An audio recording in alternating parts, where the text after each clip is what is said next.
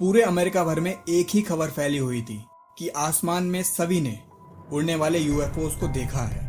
The Air Force has recently made public an archive of UFO reports and investigations. Are there any alien remains in Area 51? इस खबर की शुरुआत 24 जून 1947 में हुई, जब केनेथिन आर्नोल्ड ने बताया कि सियाटिल शहर की पहाड़ियों के पास उन्होंने 9 यूएफओस को उड़ते देखा है। सिर्फ 2 हफ्तों के बाद पूरे अमेरिका से खबर आने लगी कि लोगों ने आसमान में यूएफओस को उड़ते देखा है। इन खबरों के चलते न्यू मैक्सिको के मैक ब्राजील बताते हैं कि उन्हें 3 हफ्ते पहले अपने खेत में अजीब मलबा देखने को मिला, जो कि किसी तरह से इस दुनिया का नहीं लग रहा था। तो वो इस मलबे को रोजवेल के शेरिफ के पास ले गए और इस पर ध्यान जाता है एक army officer colonel William Blanchard का, जो कि उस समय कमांडिंग ऑफिसर थे रोजवेल आर्मी एयरफील्ड के। अगले दिन रोजवेल एयरफील्ड आर्मी एक बयान रिलीज करती है। उस बयान में ये था कि अभी तक जो भी अफवाहें सुनी जा रही थी यूएफओ के बारे में, ये वाकई सच हैं। लेकिन उसके अगले ही दिन यूएस आर्मी के बड़े ऑफिसर्स अपनी इस बात से पलट जाते हैं और इस मलबे को एक वेदर बैलून का मलबा बताते हैं। एविडेंस के तौर पर मेजर मार्शल की फोटोज मलबे के साथ पोस्ट की जाती हैं। इसके चलते ये खबर दब जाती है। लेकिन कई साल बाद 1970 में एक बार फिर यही खबर फैलने लगती है कि न्यू मैक्सिको के रेगिस्तान के ऊपर एक एलियन यूएफओ देखा गया है। साथ ही यह यूएफओ क्रैश भी हुआ है और उसमें मौजूद एलियन उस क्रैश में मारे गए हैं। 1980 में मेजर मार्शल की किताब द रोजवेल इंसिडेंट में खुद उनके द्वारा लिखा गया है कि जो मलबा उन्होंने देखा वो इस धरती पर बन ही नहीं सकता। और तब फिर से ये खबर और जोर पकड़ लेती है।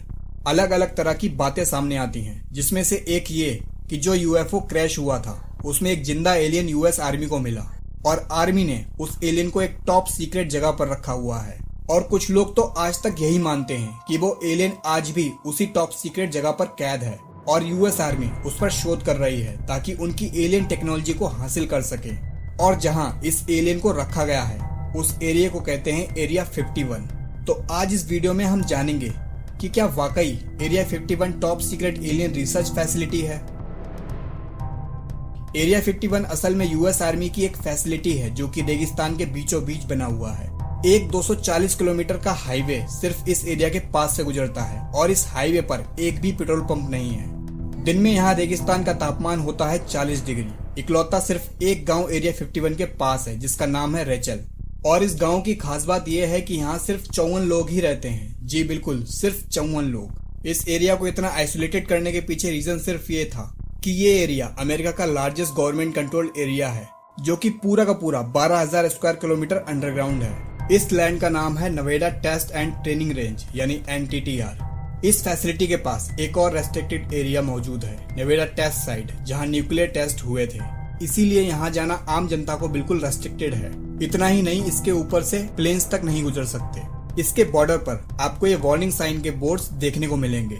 जून 2019 में फेमस ब्रॉडकास्टर जोई रोजन ने बॉब लजार को बुलाया था, जिसमें बॉब लजार का कहना था कि उन्होंने बहुत गहराई से एलियंस और यूएफओ पर स्टडी की है।